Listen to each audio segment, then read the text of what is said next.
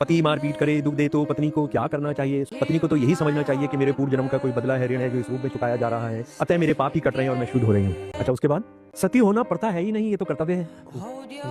सती धर्म है, सती धर्म हिंदू धर्म की रीढ़ है। सो बिब्लिकली इट्स एब्सोल्युटली रॉन्ग और ये एक गलत शिक्षा है। बाकी सब रिश्ते इंसान ने खुद बनाए, लेकिन सिर्फ यही एक रिश्ता है जो परमेश्वर ने बनाया था। जब आदम को परमेश्वर ने हव्वा को दिया था, जब परमेश्वर ने आपको किसी के साथ जोड़ा है, तो अब वो आपका लाइफ पार्टनर है और वो आपकी फर्स्ट प्रायोरिटी बन जाती है। और वचन कहता है जिन्हें परमेश्वर जोड़ता है उन्हें कोई अलग न करे।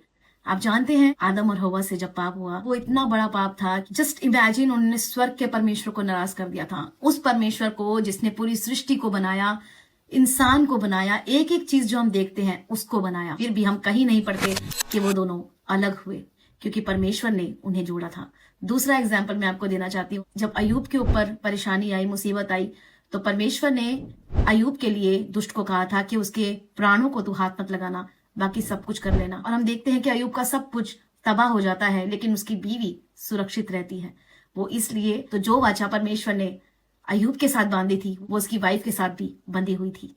इसीलिए दुष्ट अयूब के प्राण को नहीं छू सकता था, तो वो उसके वाइफ के प्राण को भी नहीं छू सकता था। परमेश्वर के द्वारा बनाए गए इस रिश्ते को, इस पवित्र रिश्ते को आज इस दुनिया में बदनाम किया जाता है। इसके ऊपर दुनिया भर के जोक्स आपको मिल जाएंगे, और जिन कपल्स को परमेश्वर के वचन का ज्ञान नहीं है, वो दूसरों के सामने एक दूसरे का मजाक बनाते हुए, दूसरों के सामने एक दूसरे को बेइज्जत करते हुए आपको दिख जाएंगे, क्योंकि दुष्ट ने उनका दिमाग इस तरह घुमाया है, जो कि परमेश्वर के सामने एक पाप है, एक निंदा है। और ज्यूइश टीचिंग से बताती हैं कि परमेश्वर ने जब इंसान को, जब एडम को वाइफ दी थी, तो उन्होंने दोनों को जोड़कर बनाया था। दोनों एक दूसरे से जुड़े हुए थे। हम देखते भी हैं कि जो अपने घर के बड़े होते हैं, शादी के टाइम पे वो हमेशा कोशिश करते हैं हस्बैंड वाइफ के सरों को जोड़कर वो आशीर्वाद देते हैं। शुरू से ही हस्बैंड वाइफ को एक जोड़ा कहा जाता है, एक जोड़ कहा जाता है, और ये ऐसा जोड़ है जो सिर्फ परमेश्वर ने बनाया है। बाइबल साफ कहती है कि इंसान अपने माँ बाप को छोड़कर अपनी पत्नी से मिला रहेगा। आपके पेरेंट्स ने भी अपने समय पर अपने लाइफ पार्टनर्स को सबसे ज्यादा इंपॉर्टेंस दी, क्योंकि ये बात परमेश्वर की ओर से शुरू से ही, उत्पत्ति से ही ठहराई गई है। परमेश्वर की नजर में इस रिश्ते की बहुत इज्जत है, जिसे इंसान आज खुद ही हर तरह से बेइज्जत कर रहा है, क्योंकि परमेश्वर का वचन दोनों हस्बैंड वाइफ को इक्वली रिस्पेक्ट का दर्जा देता है। और आज इंसान नहीं जानता कि अगर वो इस रिश्ते की अथॉरिटी को जान जाए तो वो उद्धार पा सकता है।